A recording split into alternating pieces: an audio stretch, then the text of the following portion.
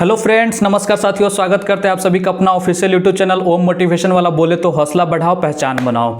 तो जितने प्यारे मेरे भाई बहन हैं, जितने सहपाठी हैं, जितने कंपटीटर हैं, जितने बंधु हैं जो लगे हुए हैं दिन रात मेहनत करके अपने मंजिल को पाने में, उन सभी को मेरे तरफ से ढेर सारा शुभकामनाएं और उम्मीद करते हैं कि वो मंजिल पे जल्दी से जल्दी हासिल करे और पहुँचे, ताकि वो भी उत्साहित हो और अपने परिवार का कल्याण करे और भरण पोषण करे, ताकि उनका परिवार भी जो है बहुत उम्मीदों के साथ उन पे जो मेहनत कर रहे हैं, उनसे उम्मीद लगाए हुए हैं, वो जरूर पूरा करें। और मेरी शुभकामनाएं आप सबके साथ है कि आप जरूर उस चीज़ को कीजिएगा। बस लगन और हौसला जो है बनाए रखिएगा और कंटिन्यू बनाए रखिएगा। तो माय डियर फ्रेंड्स, हम उम्मीद करते हैं कि आप सब मुझे ढेर सारा प्यार करेंगे और सपोर्ट करेंगे। जितने सब्सक्राइबर हैं उनसे मैं love you my dear friends, और जितने मेरे प्यारे भाई बहन हैं उनको ढेर सारा शुभकामनाएं। तो आगे स्टार्ट करते हैं माय डियर फ्रेंड्स। आज मैं आप लोगों से अपने एक्सपीरियंस, एक जो याद है वो मैं शेयर करना चाहता हूं कि मैं अपने लाइफ का एक पार्ट है, जो एक हिस्सा है जो मुझे हमेशा मोटिवेट करता है, मैं वो डिस्कस करना चाहता हूं। तो बात उस समय की है जब मैं प्रिपरेशन कर रहा था, तैयारी कर रहा था। तो क्या होता है ना कि जब आप एग्ज़ाम देते हो ना, तो देते देते एक ऐसे स्टेज पे पहुंच जाते हो कि जब आपका दिमाग है और मेंटली, उसके बाद में फिजिकली, और 10 तरह का दिमाग में पूरी तरह से निगेटिव थॉट आने लगता है।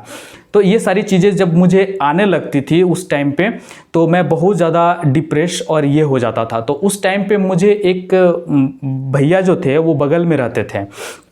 वो अंदर से पता नहीं कितने उत्साहित और कितने एनर्जेटिक होते थे, मुझे समझ में नहीं, लेकिन वो इतने मेहनत करते थे, उनका बाद में उनका सिलेक्शन नहीं होता था। लेकिन एक चीज़ मैंने उनका नोटिस किया था, क्या कि वो कभी भी, मतलब जब वो पेपर दे के आते थे ना, तो उस पेपर के बारे में वो डिस्कशन नहीं करते थे। उसके बाद जो नेक्स्ट एग्ज़ाम का जो पेपर होता था ना, उस पर वो लग जाते थे। तो मैं उनसे पूछता था, भैया आपने आंसर की मिलाया नहीं, आपने उस पर एनालाइज नहीं किया कि आपने कैसा एग्ज़ाम गया है, क्या गया है। तो बोला देखो, मैं उस एग्ज़ाम के लिए 6 महीने से तैयारी कर रहा था। कोई भी एग्ज़ाम होता है जिसके लिए 6 महीना, 7 महीना, 8 महीना, साल भर लगता है, तो फोकस करके वो तैयारी कर रहे थे। बोलते थे कि मैंने उस पर 6 महीना एनालाइज करके ही तैयारी किया था और पूरे 100% जितना हो सका था मैंने पूरे कैपेबिलिटी के साथ उसको अपना दे के आया हूँ। अगर होना होगा रिजल्ट तो हो जाएगा। उसमें मैं अब एग्ज़ाम दे के आ गया तो उसमें क्या एनालाइज करूँगा बताओ। अगर नहीं होगा तो जो आंसर की आया है मैं उससे थोड़ा मिलाऊंगा और सोचूंगा कि ये क्वेश्चन मुझसे क्यों गलती हुआ, क्या दिक्कत रह गया, बस इतना ही वो करते थे और बोलते थे। और फिर जो नेक्स्ट एग्जाम होता था ना, उस पे वो लग जाते थे। तो वो बोलते थे कि अब ये एग्जाम तो गया, ये मेरा बीता हुआ कल हो गया, अब जो आगे आने वाला है मैं उस पे अब फोकस करूंगा। तो ये उनकी एक बहुत बड़ी अच्छी थॉट थी। तो मैं क्या होता था ना कि मैं कोई भी एग्जाम दे के आता था और बहुत कभी कभी नहीं बनते थे क्वेश्चन। जैसे अक्सर क्या होता है ना कि आप 60-70% क्वेश्चन आप बना लेंगे। जो 20 क्वेश्चन होते हैं उस क्वेश्चन में आपका 50-50 का केस बन जाता है। मतलब 2 ऑप्शन तो आप एलिमिनेट कर देंगे 4 में से, लेकिन 2 ऑप्शन जो बच जाएगा वो आपको बहुत कंफ्यूज करेगा।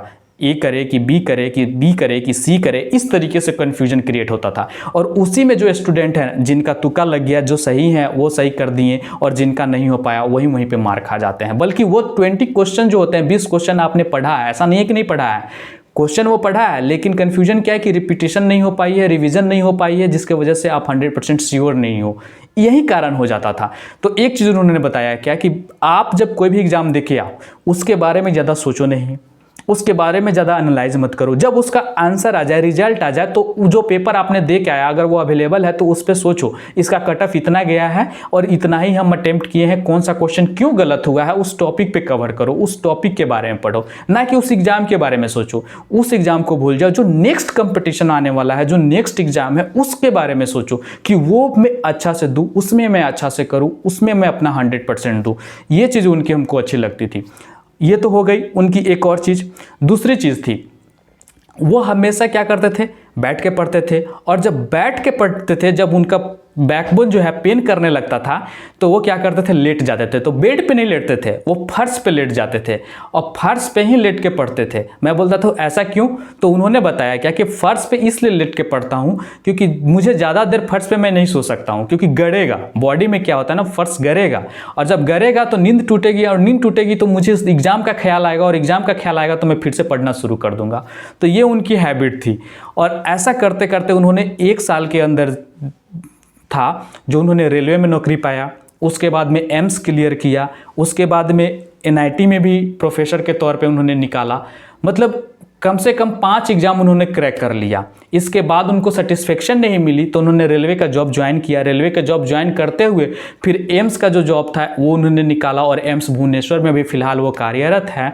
उनकी मतलब मैं सबसे बड़ी मोटिवेशन इंस्पायरेशन उनका मैं देखता हूँ। और उनकी एज लगभग हो चुकी थी 32 के करीब में, और वो इतने प्रिपरेशन कर रहे थे कि उतना उनका टाइम भी लैप्स कर चुका था। लेकिन मेंटली तो वो डिस्टर्ब थे, लेकिन कहीं ना कहीं अपने आप को स्ट्रांग बना के वो आगे अपने आप को एकदम पूरी तरीके से फिट करके और सही डायरेक्शन में काम कर रहे थे कि मुझे ये चीज़ करना है तो करना है और मुझे मिलेगी। तो माय डियर फ्रेंड्स, देखिए प्रॉब्लम आते ही रहते हैं, इशू आएंगे, फेस करना आप ही को है। किस तरीके से करना है ये आपको सोचना है।